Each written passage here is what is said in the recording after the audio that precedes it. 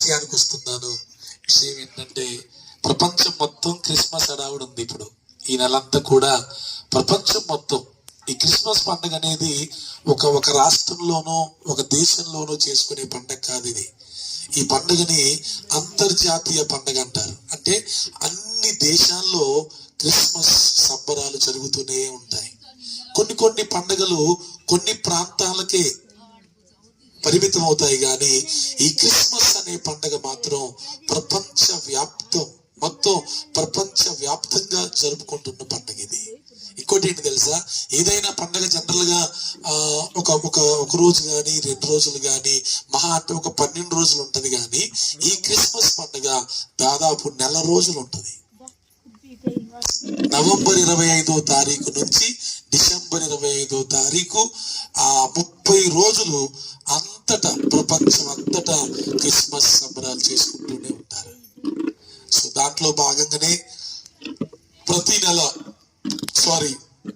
ప్రతి సంవత్సరం మన గ్రామంలో ఇలా ఒక రోజు పెట్టుకోవడం మంచిది అనిపించి మీ అందరి సహకారంతో మీ దగ్గరికి వచ్చినప్పుడు మీరందరూ పెట్టండి పాస్టర్ గారు వస్తాను మేము అని చెప్పడాన్ని బట్టి ఇంకా సంతోషంగా ఈ రీతిగా కూడికి ఏర్పాటు చేయడం జరిగింది. సో క్రిస్మస్ అంటే 2 మాటలు నేను చెప్తాను. ముఖ్యంగా ఒక విషయం క్లారిటీ ఇవ్వాలి మీ అందరికీ. క్రైస్తవ్యం అంటే యేసుబాబు చెప్పినట్లు అదొక మతమో లేకపోతే అదేదో ఒక వ్యవహారమో కాదు. క్రైస్తవ్యం అంటే వాస్తవానికి యేసుబాబు గారు చెప్పినట్లు అది ఒక మార్గం. ఏంటి మార్గం? దారెందుకు చెప్పండి? దారెందుకు? ఇప్పుడు ఈ దారి ఎందుకు ఉందంటే నడవడానికి, అనుకోవడానికి. ఈ దారి లేకపోతే ఒకప్పుడు నేను వచ్చినప్పుడు దారి ఇట్టుండేది. జామాయిల తోటల నుంచి నేను కొత్తగా ఇటు వచ్చినప్పుడు ఇది మామూలు రోడ్డు ఉండే, ఇటు వెళ్ళిపోయే వాళ్ళు షార్ట్ కట్ లో. కానీ దేవుని దయ వల్ల రోడ్డు పడింది. నేను ప్రార్థన చేశా, ప్రభువా సైకిల్ తొక్కలేకపోతున్నానయ్యా, కొంచెం మంచి రోడ్డు మాకేమని అడిగి అప్పుడే దేవుణ్ణి 2 సార్లు వేశారు రోడ్డు. సో దారి అంటే ఎందుకు అంటే మనం ఒక మార్గం మనకి ఎందుకు అవసరం అంటే ఎక్కడికైనా వెళ్ళడానికి మనకి దారి కావాలి కదా. సో ఇప్పుడు క్రైస్తవ్యం అంటే ఒక మార్గం అని ప్రభువే చెప్పారు. ఈ మార్గం ఏంటి అంటే మనం మరణించిన తరువాత పరలోక రాజ్యానికి చేరే మార్గం ఇది. బాగా వినండి, ఇంకా క్లియర్ గా చెప్తాను. యేసు ప్రభు వారు ఏం చెప్పారంటే మనిషి జీవితం చాలా విలువైనది. మనిషి జీవితం చాలా విలువైనది. ఒక్కసారే మనిషి పుడతాడు, ఒక్కసారే మనిషి చనిపోతాడు. అయితే మనం అందరం అనుకుంటున్నట్టు చనిపోవటంతోనే జీవితం అయిపోతుంది అనుకోకూడదంట. బైబిల్లో అలా యేసు చెప్పాడు. ఇక ప్రాణం పోతే ఇంకేముందిలే, అంతా అయిపోయిందిలే అని మనం అనుకుంటాం, కానీ అంత కాదని యేసయ్య చెప్పాడు. కొంచెం ఇవన్నీ కొంచెం వినడానికి విచిత్రంగానే ఉంటాయి, కానీ సరే నేను నమ్మిన దాన్ని మీకు చెప్తున్నా కాబట్టి మీరు వినండి. వినడంలో తప్పే ఉంది. మీకు నచ్చితే దీన్ని అంగీకరించవచ్చు, లేదంటే లేదు. దీంట్లో బలవంతమే ఉండదు. అంటే విశ్వాసం, ఇప్పుడు ఒక్కొక్క మనిషికి ఒక్కొక్క విశ్వాసం ఉంటది, ఒక్కొక్క మనిషికి ఒక నమ్మకం ఉంటది. మనం ఎవరి విశ్వాసాన్ని కాదనకూడదు, ఎవరి నమ్మకాన్ని మనం తక్కువ చేసి మాట్లాడకూడదు. ఎవరి విశ్వాసం వాళ్ళది. సో క్రైస్తవ్యంలో ఉన్న విశ్వాసం ఏంటంటే మనిషి జీవితం భూమి మీద కొంచెమే 70 సంవత్సరాలు, అధిక బలం ఉంటే 80 సంవత్సరాలని బైబిల్లో ఉంది. అది కూడా కష్టం. ఇప్పుడు 70 సంవత్సరాలు బతికే వాళ్ళు ఎవరున్నారు? 80 సంవత్సరాలు బతకడం అంటే మామూలు విషయం కాదు. 50 బతికితే గొప్ప అనుకుంటున్నారు. ఇప్పుడు 50 బతికే చాలు అనే పరిస్థితి వచ్చింది. ఎందుకంటే ఇక పెరిగే కొద్ది వయసు శరీరం సహకరించదు. ఇంకా కాళ్ళు పని చెయ్యవు, చేతులు పని చెయ్యవు, చెవులు వినబడవు, కళ్ళు కనపడవు, పనులు తినడానికి పని చేయవు. చాలా చాలా ఇబ్బందిగా ఉంటుంది. పాపం పెద్ద వయసు వాళ్ళని మనం అర్థం చేసుకోవాలా, ఎందుకంటే వాళ్ళ బాధలు చాలా ఉంటాయి. కొంతమంది పెద్దవాళ్ళని అర్థం చేసుకోకుండా తిట్టేస్తారు. అట్లున్నో ఇట్లున్నో చెప్పిన మాటినట్లు అది ఇది అని పెద్దవాళ్ళని చిరాకు పడతారు. కానీ పెద్దవాళ్ళని మనం చాలా అర్థం చేసుకోవాలి, మంచిది అది. ఎందుకంటే మనం కూడా పెద్దవాళ్ళం అవుతాంగా. మనం పెద్దవాళ్ళం కాకుండా ఎన్నే ఉంటావా, మనం కూడా పెద్దవాళ్ళం అవుతాం. కాబట్టి పెద్దవాళ్ళని అర్థం చేసుకోవాలి. వాళ్ళు వచ్చినప్పుడు లేచి నిలబడాలి. ఒకప్పుడు ఇవన్నీ ఉండే మర్యాదలు ఇప్పుడు లేవు. పెద్దవాళ్ళు వస్తే లేచి నిలబడేవాళ్ళు. కూర్చోనే వాళ్ళు. ఇప్పుడు వీళ్ళే కాలు మీద కాలేసుకొని ఆ ముసలి వాళ్ళనే నిలబెడతారు. బస్సుల్లో కూడా పాపం కొన్నిసార్లు బాధ అనిపిస్తూ ఉంటది. బస్సుల్లో గర్భిణీ స్త్రీలు ముసలోళ్ళు అది పట్టుకొని ఆలాడుతూ ఉంటారు. నాలాంటి యవనస్తులేమో హాయిగా సీట్లో కూర్చొని దర్శా కూర్చొని సెల్ ఫోన్ చూస్తూ ఉంటారు. పాపం వాళ్ళు వృద్ధులు కదా, వాళ్ళకి స్థలం ఇవ్వచ్చు కదా అంటే, నేను డబ్బులు పెట్టి టికెట్ కొన్నా అంటారు. డబ్బులు పెట్టి టికెట్ కొన్న విషయం కాదు, పెద్ద వయసు గౌరవించాలంతే. సరే, ఇక్కడికి ఎందుకు వచ్చానంటే, మనిషి జీవితం ఈ భూలోకంలో ఎంత గొప్పోడైనా, ఎంత డబ్బున్నోడైనా, ఏ మతంలో ఉన్నోడైనా, ఏ కులంలో ఉన్నోడైనా ఒక రోజున ఈ లోకాన్ని విడిచిపెట్టి వెళ్ళిపోవలసిందే. చిన్న పెద్ద తేడా లేదు మరణానికి, కుల మతాలు అడ్డం కావు శ్మశానానికి, కుల మతాలు అడ్డం కావు శ్మశానానికి. అంతేనా?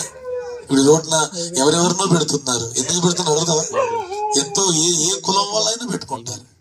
మా శాంతమ్మ గారిని కూడా ఇటే పెట్టినాం.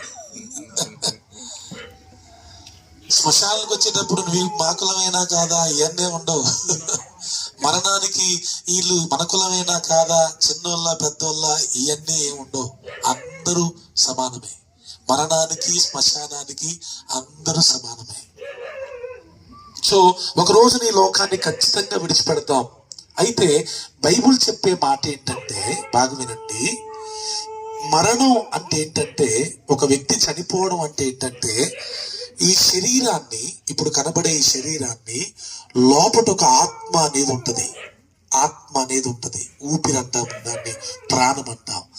అది శరీరంలో నుంచి వెళ్ళిపోగానే శరీరానికి కదలికలు ఉండవు, ఇంకా స్పర్శ ఉండదు. గిచ్చిన, కోసిన, తన్నిన, గిల్లిన స్పర్శ ఉండదు. అప్పుడు ఏమంటారంటే చనిపోయారు అంటారు. అంటే ఏంటి? యాస్టీస్ గా ఉంటారు, మనిషి ఇలానే ఉంటారు, కానీ లోపట ఉన్న ప్రాణం పోయింది. దాన్ని ఆత్మ అంటారు. మన శరీరాన్ని మన ఆత్మ విడిచిపెట్టడమే మరణం, అంతే. అది పెద్ద విషయమేం కాదు. కొంతమంది చచ్చిపోయిన వాళ్ళని కూడా చూసి భయపడతారు. శవం దగ్గరికి రావాలన్న భయమే, శవం ఎదురొస్తుందన్నా భయమే. వీళ్ళేదో పెద్ద బతికేట వాళ్ళలాగా ఇది చచ్చిపోరన్నట్టు. తప్పు. చచ్చిపోయిన వాళ్ళని మనం చూడాలి. చచ్చిపోయిన వాళ్ళ దగ్గరికి వెళ్ళి ఆదరించాలి, ఓదార్చాలి, ధైర్యపరచాలి, మంచి చెడు చూసుకోవాలి. కొంతమంది పెళ్ళిళ్ళకి ఎగేసుకొని వెళ్తారు, కానీ చావుల కంటే అసలు రారండి. అబ్బో మాకు అంతండి, అదండి. ఏముంది సార్, అంటూ లేదు, ఏం లేదు, అందరం పోయే వాళ్ళమే. ఉన్నంత కాలమే అంటూ ఇవన్నీ, పోతే ఏ అంటూ లేదు. మనం మరణిస్తాం. ఈ లోకములో మరణించిన తర్వాత, అంటే ఇప్పుడు ఈ శరీరాన్ని ఏం చేస్తాం? చనిపోగానే సాయంత్రం కల్లా రేపు పొద్దున కల్లా ఖచ్చితంగా తీసుకెళ్ళి ఎక్కడో ఒక్కడ పెట్టేయాల్సిందే. మంచోడు కదా, అందంగా ఉన్నారు కదా, డబ్బులు ఎక్కువ ఉన్నాయి కదా, 2 రోజులు ఇంట్లో ఉంచుకుందాం అంటారు ఎవరన్నా? ఎంత మంచోడైనా, ఎంత డబ్బులైనా ఒక్కరోజు ఉంచుకోవడం ఎక్కువ. అది సాయంత్రం చచ్చిపోయారు కాబట్టి రేపు పొద్దున కోసం. పొద్దున్నే చచ్చిపోతే సాయంత్రానికి తీయండిరా, పెట్టండిరా, తీసుకెళ్ళండిరా, కానీ అంటారు, అట్నే ఉంటారు.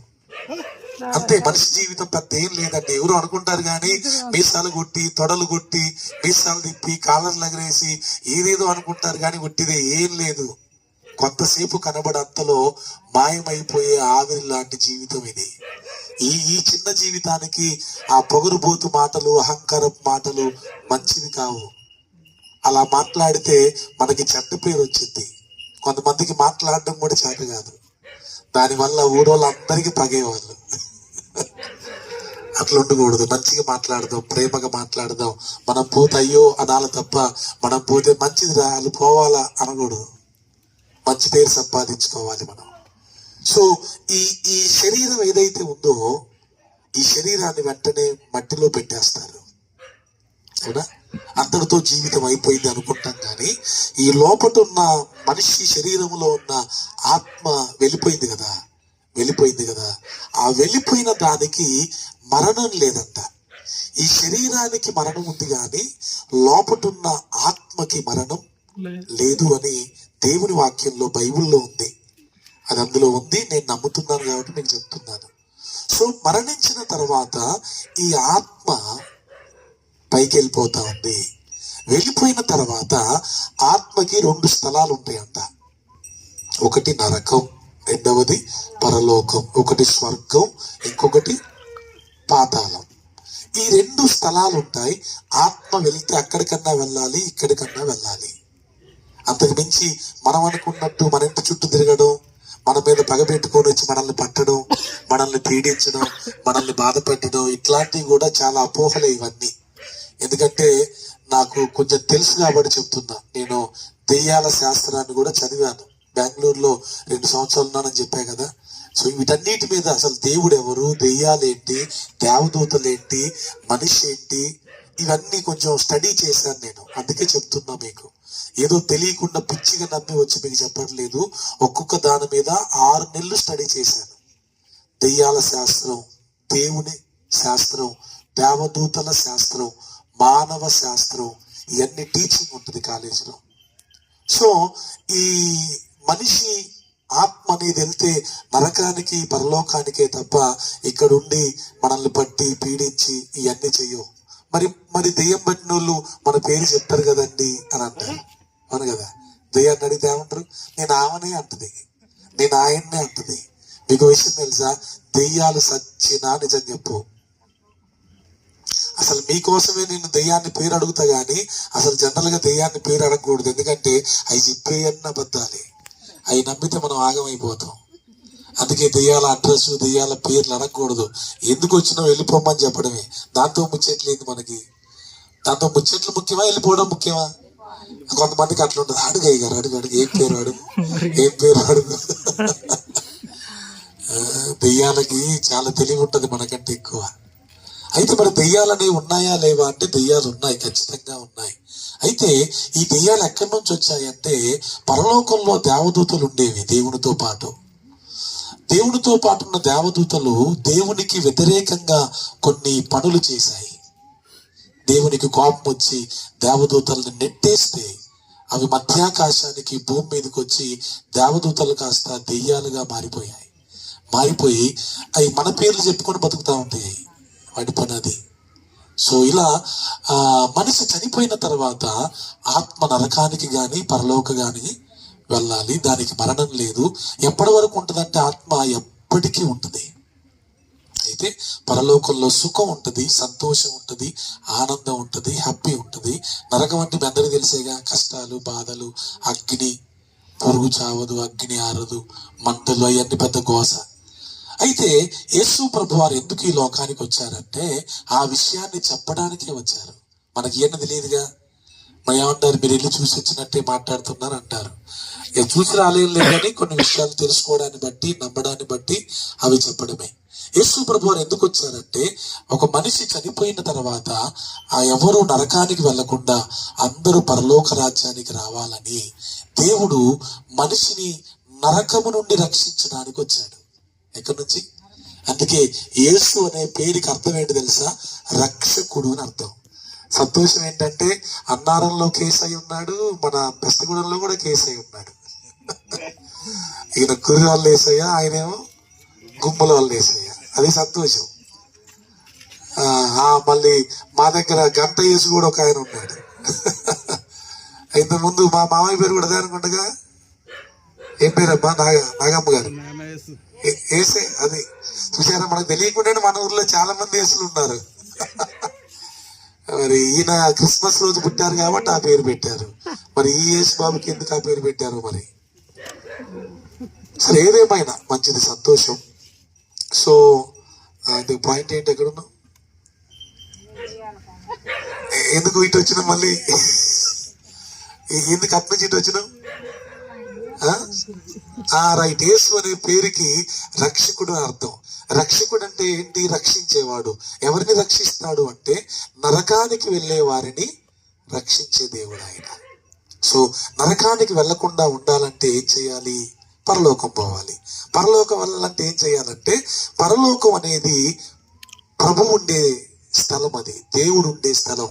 చూడండి, దేవుని గుడి, ఏ గుడి అయినా ఎంత శుభ్రంగా ఉంటుందండి. ఏ గుడైనా, అది రామాలయమైనా, చర్చి అయినా, మసీద్ అయినా శుభ్రంగా ఉంచుతారా? ఉంచరా? గలీజ్గా ఉంటుందా? అసలు ఉండకూడదు. దేవుడు ఉండే స్థలం పరిశుద్ధంగా ఉండాలి. ఎందుకంటే దేవుడు పరిశుద్ధుడు, నీతిమంతుడు గనుక ఆయన ఉండే స్థలం కూడా పరిశుద్ధంగానే ఉండాలి. అంటే ఇప్పుడు పరలోకం ఎలా ఉంటది? పరిశుద్ధంగా ఉంటది, నీతిగా ఉంటది, న్యాయంగా ఉంటది. ఎవరు పడితే వాళ్ళు అక్కడికి వెళ్ళడానికి అవకాశం ఉండదు. పాపులకు చోటు లేదు పరలోకమందు, అందుకే మార్పు చెందు మరణానికి ముందు. ఎవరికి చోటు లేదు పరలోకంలో? పాపులకి, పాపము చేసే వారికి పరలోకంలో చోటు లేదు.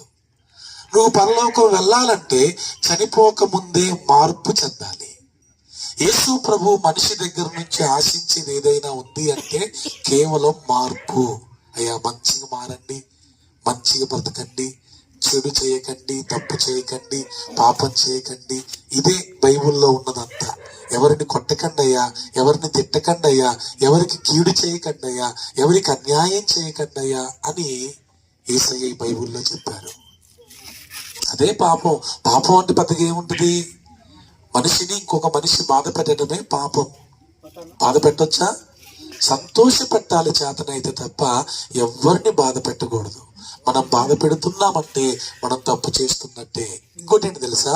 మనం అందరం ఒక్క దేవుని బిడ్డలమే. మనం ఇప్పుడు ఒక్క దేవుని బిడ్డలం. మనం కలిసిమెలిసి ఉండకుండా ఈ మతం పేరు మీద, కులం పేరు మీద, లేకపోతే పార్టీల పేరు మీద కొట్టుకుంటే దేవుడు సంతోషించడు, బాధపడతాడు. అరే నా బిడ్డలు వీళ్ళందరూ వీళ్ళు కొట్టుకుంటున్నారేంటి అని బాధపడతాడు. సరే, విషయం ఏంటంటే పరలోకం వెళ్ళాలంటే మనిషి ఆత్మకి ఏం కావాలి?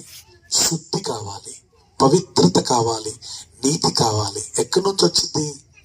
మనిషి నీతిగా బ్రతకగలడా? ఈ ప్రపంచంలో అతి కష్టమైన పని ఏంటి తెలుసా? ₹1,00,00,000 సంపాదించవచ్చు కానీ ఏ తప్పు చేయకుండా బ్రతకడం అనేది చాలా కష్టం. చిన్న తప్పు మాట మాట్లాడకుండా, చిన్న తప్పు మాట వినకుండా, చిన్న తప్పును కూడా చూడకుండా, చిన్న తప్పుడు ఆలోచన కూడా రాకుండా బ్రతకడం అనేది అసలు అసాధ్యమైన పరిస్థితి. ఒక్క అబద్ధం ఆడకుండా బతకండి అంటే నువ్వు భలేగా ఉన్నావు గారు, అబద్ధం ఆడకుండా బతకలేమంటున్నారు చాలా మంది. ఇప్పుడు నిజమేనండి, అది పరిస్థితులు ఉంది. అబద్ధం ఆడకపోతే దొరికిపోతే దెబ్బలు పడతాయి, ఎంతో ఎంతో ఇబ్బంది కలుగుద్ది. అందుకే తప్పించుకోవడానికి ఇప్పుడు ఏంటి? భార్యతో అబద్ధమే, భర్తతో అబద్ధమే, పిల్లలతో అబద్ధమే. మీకు చిన్నది అది తెలుసా? ఏమంటారు? పోయం, పద్యం ఏంటది? Johny Johny yes papa, eating sugar no papa, telling lies no papa, open our mouth. ఆహాహా, ఇది ఒక పోయం, చిన్నపిల్లలకు ఉంటుంది. ఒక పిల్ల చక్కెర తింటుంది. ఈలోపు వాళ్ళ అమ్మెళ్ళి ఏం చక్కెర తింటున్నావా అంటే నో నో నో తినట్లా అన్నది. అబద్ధం చెప్తున్నావు అంటే లేదమ్మా నో నో నో అన్నది. అయితే నోరు తెరువు అంటే ఆ నోరు తెరితే ఉంది లోపల చక్కెర ఉంది. ఎంత పిల్ల ఆ పిల్ల? ఒక 4 సంవత్సరాల పిల్ల చక్కెర తింటూ కూడా తల్లి అడుగుతుంటే ఏం చెప్తుంది? అబద్ధం చెప్తుంది. చూసారా? అంటే చిన్న పిల్లల దగ్గర నుంచి ఇది మొదలయ్యాయి. మరి ఇట్లాంటి మనస్సుతో, ఇట్లాంటి హృదయముతో మనం స్వర్గానికి వెళ్ళాలంటే కష్టం కదా. అందుకే యేసు ప్రభు వారు ఏం చేశారంటే, నేను మానవులందరి పాపాల కోసం నేను చనిపోతాను, నా రక్తాన్ని కారుస్తాను, నా ప్రాణాన్ని పెడతానని దేవుడే స్వయంగా భూలోకానికి 2000 సంవత్సరాల క్రితం మానవునిగా వచ్చి ఈ లోకంలో ఒక 33.5 సంవత్సరాలు బ్రతికి కన్య మరియ గర్భములో ఆయన జన్మించి చివరికి సిలువలో మనందరి పాపాల కోసం, ప్రపంచంలో ఉన్న మానవులందరి పాపాల కోసం ఆయన కలువరి సిలువలో ఏ తప్పు తాను చేయకపోయినా, ఏ పాపం తాను చేయకపోయినా మనం చేసిన పాపాల కోసం ఆయన చేతులకు మేకులు కొట్టారు, ఆయన కాళ్ళకు మేకులు కొట్టారు, ఆయన తలకు ముళ్ళ కిరీటం పెట్టబడింది, ఆయన ప్రక్కలో బల్లెపోటు పొడవబడింది. మనం చేసిన తప్పుల కోసం ఆయన మన తప్పులన్నీ ఆయన మీద వేసుకుని ఆయన చనిపోయి మన పాపాలకు ప్రాయశ్చిత్తం చేశాడు. పాపము అంటే ఒక అప్పు అంటది. పాపం అంటే ఏంటి? అప్పది, అప్పే. ఆ వడ్డీ పెరుగుతూ ఉంటుంది అది. అందుకే కొంతమంది అంటారు, రే మీ నాన్న చేసిన పాపం మీకు ఇట్ట అయిందిరా, మీ తాత చేసిన పాపం నీకు ఇట్ట శాపంగా అయిందిరా అంటారు. అది నిజమే కొన్నిసార్లు. ఎందుకంటే మనం చేసిన ఆ భయంకరమైన ఆ దుష్ట కార్యాల వల్ల పాపం మన పిల్లలు వాళ్ళ పిల్లలు కూడా బాధపడే అవకాశం ఉంటుంది. అందుకే తల్లిదండ్రులైన వారు ఎప్పుడూ కూడా కొంచెం జాగ్రత్తగా బ్రతకడం మంచిది. సో అందుకే యేసు ప్రభు వారు కలువరి శిలువలో మన పాపాల కోసం శాపాల కోసం చనిపోయాడు, సమాధి చేయబడ్డాడు, 3వ దినాన తిరిగి లేచాడు. ఇప్పుడు ఇక ఆయన రక్తం, ఆయన కార్చిన రక్తం ఏదైతే ఉందో అది ప్రతి మనిషిని శుద్ధి చేస్తుంది, పరిశుద్ధపరుస్తుంది. ఎవరైతే యేసయ్యా నేను పాపిని, నన్ను క్షమించు, నా బుద్ధి చెడ్డదే, నన్ను నీ రక్తములో కడుగు, నన్ను నీ కుమారునిగా కుమార్తెగా చేసుకో అని ఎవరైతే ఒక్క మాట మనస్ఫూర్తిగా అడుగుతారో ప్రభు వారి పాపాలన్నిటిని కడిగేసి హృదయాన్ని కూడా శుద్ధిగా చేసి, ఇంకో మంచి మాట, పాపం చెయ్యకుండా ఉండే శక్తి యేసయ్య దగ్గర ఉంది. ఇది మీకు చెప్పాలి. నేను ఒకప్పుడు నేను కూడా అందరిలాగానే చాలా చెడ్డగా బ్రతికాను, కానీ దేవుణ్ణి తెలుసుకున్న తర్వాత దేవుని కృపను బట్టి ఇప్పుడు సాధ్యమైనంత వరకు చాలా నీతిగా న్యాయంగా ఉండడానికి ప్రభు నాకు శక్తినిచ్చాడు. ఇది మన బలంతో మన శక్తితో చేసేది కాదు, కానీ దేవుని శక్తి కావాలి. ఏ శక్తి? దేవుని శక్తి ఏం చేసిందంటే మనల్ని పరిశుద్ధులుగా ఉంచింది, నీతిమంతులుగా ఉంచింది, న్యాయంగా బ్రతికేటట్లుగా చేసింది. ఆ శక్తి మానవులకు దేవుడు ఇవ్వడానికి యేసయ్య సిద్ధంగా ఉన్నాడు. అందుకే చాలా మంది మీరు వినే ఉంటారు, క్రైస్తవ్యంలోకి రాకముందు త్రాగుబోతులుగా ఉన్నవారు ఊరకనే ఇట్లా వచ్చి మారిపోతున్నారు.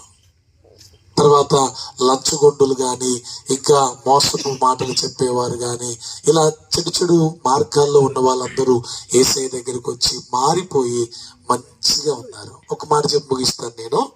స్టువర్ట్పురం ఎంతమందికి తెలుసు? స్టువర్ట్పురం తెలియదు మీకు? ఇది ఆంధ్రాలో ఉంటుంది. స్టువర్ట్పురం అంటే ఒకప్పుడు దొంగలకి పెద్ద అడ్డ. అది స్టువర్ట్పురంలో మొత్తం ఎవరున్నారు? దొంగలే.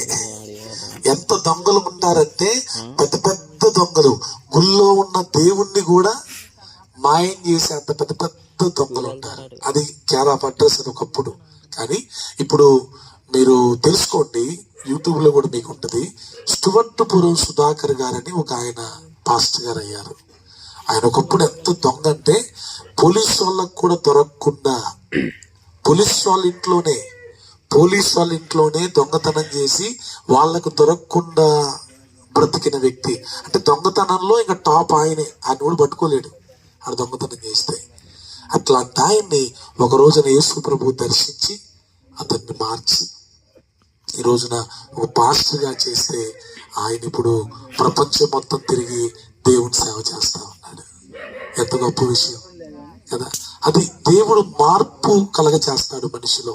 మతం మారితే పెద్ద ఉపయోగం ఏమి ఉండదు, కులం మారితే పెద్ద ఉపయోగం ఏమి ఉండదు. ఇప్పుడు నన్ను అన్నారు నేను ఎస్సీ అని అంటే, ఒక లాస్ట్ 4 years బ్యాక్ విల్సన్ అని ఒక ఎంఆర్ఓ గారు ఉండే, ఆయన దగ్గరికి వెళ్ళి, సార్ నేను క్రిస్టియన్ అంటే, మరి ఇంకెందుకు అయ్యాను ఎస్సీ, నీకు నేను బీసీ సర్టిఫికేట్ ఇస్తా తీసుకో అన్నాడు. సరే సార్ ఇవ్వండి అని నేను బీసీ సర్టిఫికేట్ తీసుకున్నా. ఇప్పుడు నేను ఎస్సీ కాదు, ఏంటి బీసీ ఇచ్చాడు ఆయన, నాకు సర్టిఫికేట్ ఉంది. అంటే ఈ కులము ఈ మతము ఇవన్నీ కాదు, కానీ మనిషిలో దేవుడు ఏం కోరుకుంటున్నాడు? మార్పు కోరుకుంటున్నాడు. మారాలి. ఇప్పుడు దేవుడే మార్చకపోతే ఇంకెవరు మారుతారు చెప్పండి? మీరు చెప్పండి. ఒక ఇంజక్షన్ అయితే మారుతారా మనిషి? టాబ్లెట్ ఉందా? సెలైన్ పెడితే మారుతారా? దైవశక్తి ఎంత చెడ్డవాడినైనా ఏం చేయాలి? మార్చాలి. అదే యేసు ప్రభు వారు చేసేది. దైవశక్తి ఆ శక్తి మనల్ని తాకినప్పుడు మనం మారడానికి చాలా అవకాశాలు ఉంటాయి. సో అలా మనం మారినప్పుడు మన ఆత్మ చనిపోయిన తర్వాత దేవుని రాజ్యానికి వెళ్ళిపోయింది. మనం నిత్య నరకం నుంచి తప్పించబడతాం. ఇక యుగ యుగాలు తరతరాలు ప్రభుతో హ్యాపీగా ఉంటాం. ఇంక అంతకు మించి వేరే జీవితం లేదు. అది హ్యాపీ.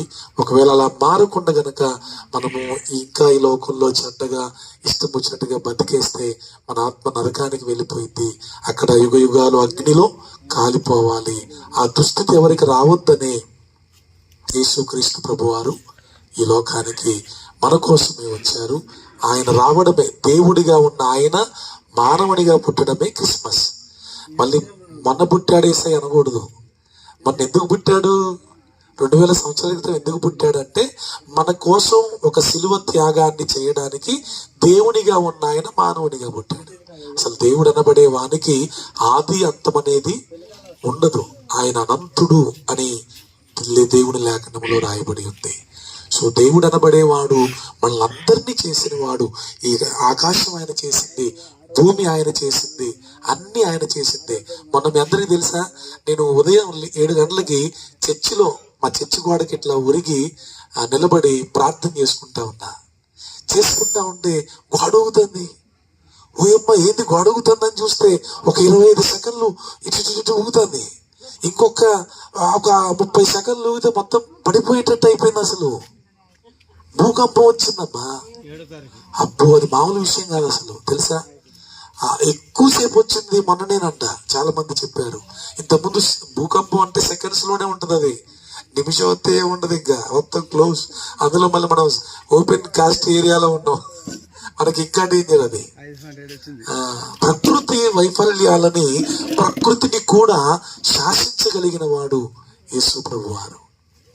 సో అటువంటి ఒక మంచి దేవుడు, ఒక గొప్ప దేవుడు సో ఈ లోకానికి వచ్చి మనందరి జీవితాలను వెలిగించడానికి, చీకటిలో ఉన్న వారిని వెలుగులోకి తీసుకొని రావడానికి, అసత్యములో ఉన్న వారిని సత్యములోకి తీసుకురావడానికి, మరణములో ఉన్న వారిని జీవములోకి తీసుకురావడానికి యేసుక్రీస్తు ప్రభువారు వచ్చారు. సో ఈ విషయాలన్నీ మీరు చాలా జాగ్రత్తగా విన్నందుకు వందనాలు. దేవుడు మిమ్మల్ని అందరినీ దీవించాలని ఎప్పుడూ ప్రార్థన చేస్తాను. సో మీకోసం ప్రార్థించడానికే ప్రభు నన్ను ఈ ఊరు వెళ్ళమన్నారు. సో ఇక్కడ నుంచి మీకు తెలుసో తెలీదో నా పేరు ఎక్కడికెక్కడికో వెళ్ళిపోతా ఉంది. ఎక్కడికి వెళ్ళినా నా పేరు కింద ఉండేది మన ఊరి పేరే. వాళ్ళ పాస్టర్ గారు అంటే ఊరు మనదే. సో దేవుడు అలా చాలా ప్రాంతాలకు తీసుకెళ్తా ఉన్నారు. సో ఈ క్రిస్మస్ సందర్భంగా దేవుడు మీ అందరికీ మేలు చేయాలి.